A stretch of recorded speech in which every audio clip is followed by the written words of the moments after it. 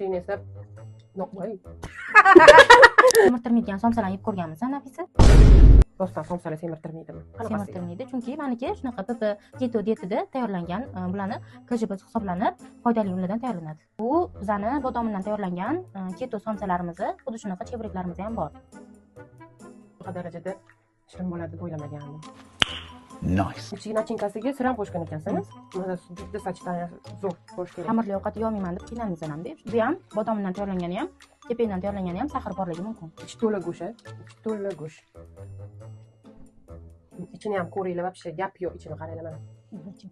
Operatorimizga ham aytamiz mana. Bu zakvaskani olaymi? Nimaga qilingan, qanaqa unga qilingan? Javdarimga qilingan bor, kepakga qilingan bor.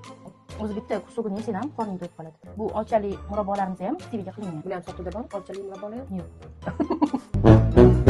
Olchali o'xshagan sladkий ishlarga zo'r narsa. Hop. Ham kekschilarimizdan ham yeb ko'rgan, juda ham po'st yeb pishgan. Ustiga shokolad qilgan ekansiz.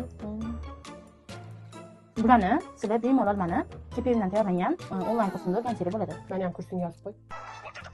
Keyingi videoda qaysi biringlarni shu PP dasturxonda mehmon qilishimni xohlaysizlar, kim kommentariyasi ko'p layk yig'sa, o'sha odamni mehmonga chaqiraman.